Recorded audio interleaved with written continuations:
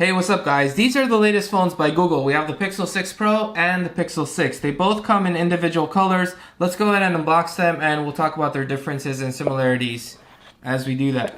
So we have the stormy black color in the Pixel 6 Pro and the kinda coral in the Pixel 6. So very nice and glossy, two different sets of colors. We have this full bar, which is kind of new to all the Androids or really any of the phones that I've seen. They're usually up in this little corner like you would see with the Samsung S21 Ultra. One of the things that I'm most excited about with this phone is the fact that it supports Wi-Fi 6E, which was kind of a low-key thing that they didn't really even mention. I had to look at the tech specs to even figure that out. So we have the power button and the volume below that. Very similar to what they had in the Pixel 5. Opposite to what the Samsung is, where the power is on the bottom and then we have the volume above that. So we have a USB-C to USB-C, we have a USB-A to USB-C converter, and there is no charging cable. So iPhone kind of started that trend and it looks like Google is following. And we have a little SIM card remover as well. And should be good to go. In fact, I'm gonna need that. And let's see, yeah, that's pretty much it. And similar thing should be with the Pixel 6. Really nice. Two different sets of colors. And same thing essentially. So I've been playing with both phones for a couple hours and here are my first impressions. Starting off with, they are both fingerprint magnets, as you can see. And especially the stormy black one on the back, it's definitely a fingerprint magnet. On the kinda coral, it's much harder to tell. Okay. Next we move to the screen. The screen, you have a 6.7 inch versus a 6.4 inch, and on the Pro it stretches all the way across, so you have very thin bezels on the side versus the 6. But size-wise, I mean, the phones are actually pretty similar even in size and almost in screen size. However, the 6 Pro has a 120 Hz display, or I should say up to 120 Hz display. If it doesn't need it, it slows it down all the way to 10 Hz to conserve battery. So let me demo that. It's going to be a little bit harder to tell. The 6 Pro has a few more apps on it than the 6, but let's just do a scroll. I mean, it does look a bit smoother on the 6 Pro, just by a teeny bit, but I mean, you literally have to put these next to each other.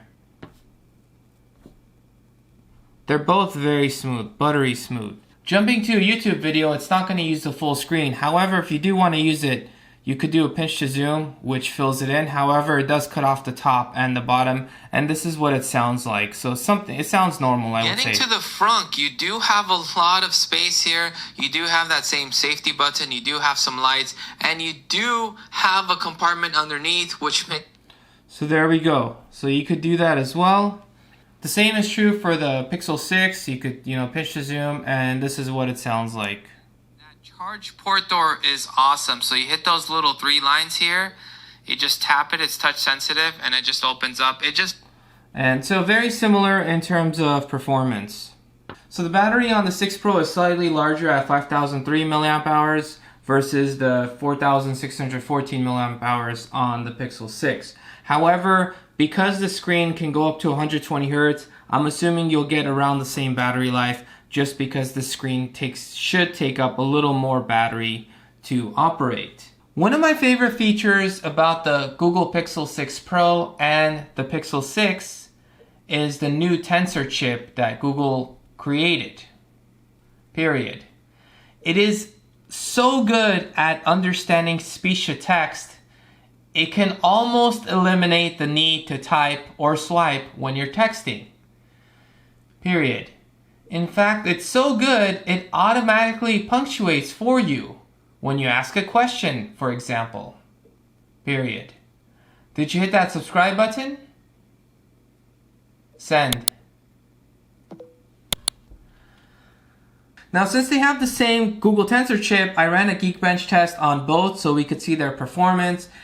The 6 Pro actually has 12 gigabytes of RAM, where the 6 only has 8 gigabytes of RAM. But running their scores, they're pretty similar to each other. There's more of a difference in the multi-core than in the single core. And I was a bit surprised that the Pixel 6 beat out the 6 Pro by a bit, but I'm sure if you run it again, the numbers can change a bit. Again, very similar. Here's the Pixel 5. This is where you could see, okay, there's a huge difference between the Pixel 6 and the 6 Pro versus the 5. It's almost double the performance.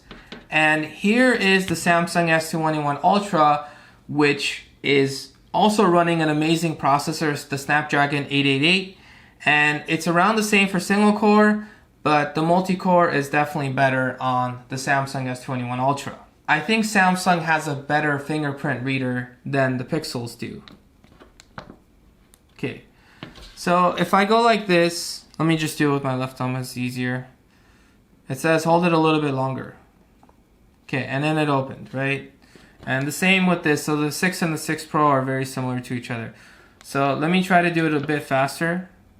No, no, no, no.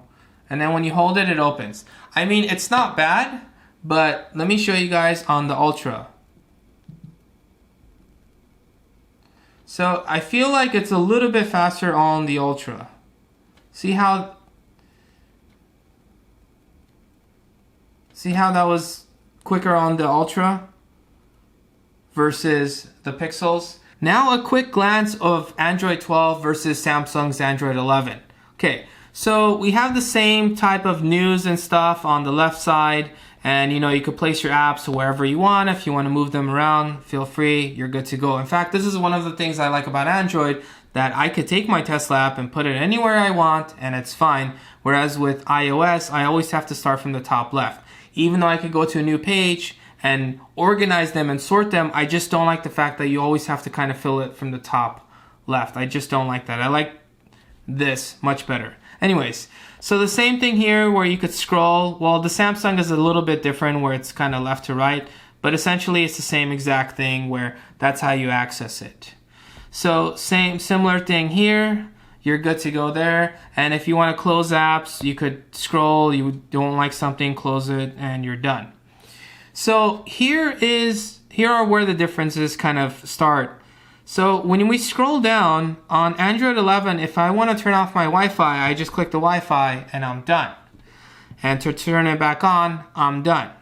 And if I want to see what's available, I just hold it and here we go. Well, on Android 12, they kind of organized it a bit where it says internet and it's kind of categorized. So I can't turn off my Wi-Fi by just clicking this out. When I click this, it's going to take me here and then, okay, I could turn it off, or I can actually, I could turn it off from here, or I could basically just scroll down and then hold this, and then it'll show me a list of options of stuff that I could connect to, and then I could turn it off from here. So it's just one extra step. I mean, I get why they did it. It's pretty clean and stuff, but it just takes an extra step. So next is, again, it's kind of organized. It's kind of supposed to be less and cleaner.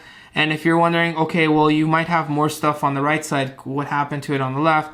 Well, if you click this little pencil icon, this is all the stuff that's not there. So let's say if I wanted to add hotspot, I just hold and drag up here and then go back and it's right here. So you can modify this stuff.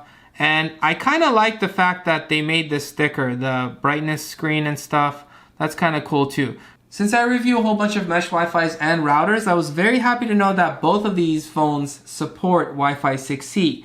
So it's not just the Pro model, but the regular Pixel 6 has it as well. In fact, the only phone that I'm aware of that has Wi-Fi 6E before these phones are the Samsung S21 Ultra. Now, with the Pixel 6, I'm actually going to use my 5 GHz band, which is Wi-Fi 6 capable right now. So I'm essentially forcing my Pixel 6 to slow down to Wi-Fi 6 speeds.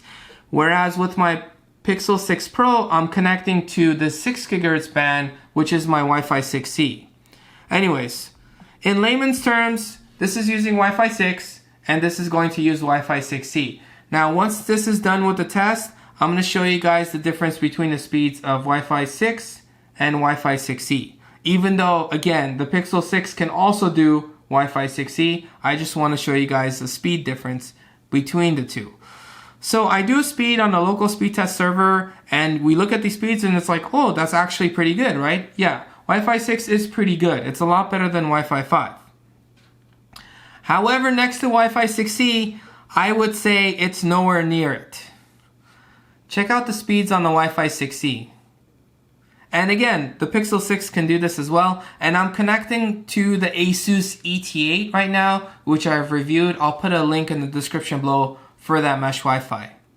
But check out how fast this is. Isn't it ridiculous how much faster Wi-Fi 6E is compared to Wi-Fi 6? And as a frame of reference, this is Wi-Fi 5. I did the same test with my Pixel 5, which is Wi-Fi 5. So you could see a huge, these are all connecting to the same mesh Wi-Fi, and you could see their speed differences. Now jumping to the camera, there are a few differences between the Pro and the regular, but starting with the similarities, they both have a 50 megapixel wide camera, a 12 megapixel ultra wide. However, the Pixel 6 stops there, where the Pixel 6 Pro has a 48 megapixel telephoto lens, which gives you 4x of optical zoom. The Pixel 6 Pro can also do 20x of digital zoom, where the Pixel 6 can only do 7x of digital zoom. So a translation, wide and ultra wide, you're going to get the same quality shots, but for zoomed in shots, the Pixel 6 Pro can zoom in further and can give you better quality shots compared to the Pixel 6. And for the front-facing cameras, they both have these little dots. However, the Pixel 6 Pro is an 11.1 megapixel and an ultra wide lens on the front, where on the Pixel 6, it's an 8 megapixel and a wide lens. And I'm going to show you guys the differences, and you guys will see what the camera looks like that I'm pointing at. So you can see that you're getting much more, not much more, but you're getting more. Is it worth getting the 6 Pro over the 6? There is a $300 price difference. And in that $300 price difference, the main things that are different are you get a higher quality screen, higher resolution, you get a higher refresh rate up to 120 Hertz versus 90 Hertz. And on top of that, you also get a telephoto lens with the Pixel 6 Pro, which you don't get with the Pixel 6. You also get that 6.7 inch screen versus 6.4. However, some people might not like this curving thing on the side. So let me know what you guys think in the comment sections below, which phone is worth getting and why. If you guys enjoyed this video, please like and subscribe. Thank you guys for watching, and I'll catch you guys in the next one.